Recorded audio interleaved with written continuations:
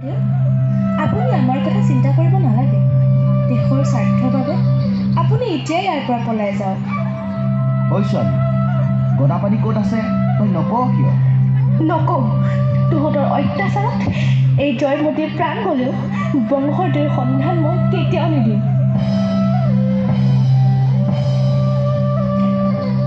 আইদেউ, আপোনাৰ ত্যাগৰ বিনিময়ত আমি আজি জয়মতী চিনেমাখনৰ শ্বুটিং সম্পূৰ্ণ কৰিলোঁ।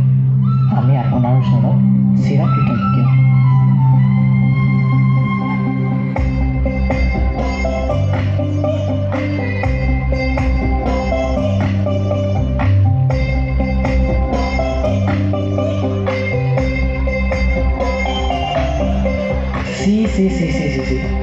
এগৰাকী ছোৱালী হৈ পৰপুৰুষক বঙহৰ দেৱী সম্বোধন কৰি চিনেমা কৰি দেখুৱাব আহিছ।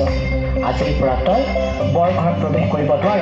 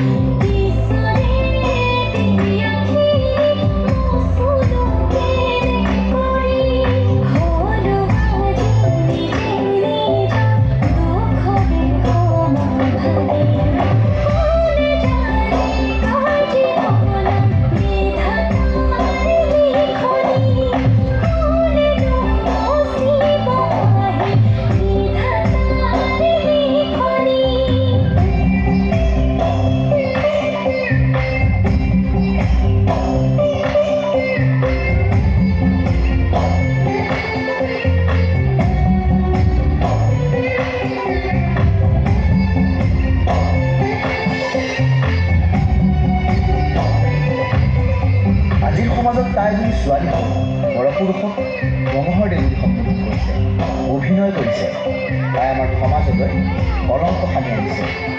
তাইক ঘাটে পানীত নিষেধ কৰা হয় আৰু তাইক যাতে কোনেও বিয়া নকৰায়, আৰু যোন পুৰুষে তাইক বিয়া কৰাব তেওঁকো আমাৰ সমাজৰ পৰা এঘৰীয়া কৰা হয়।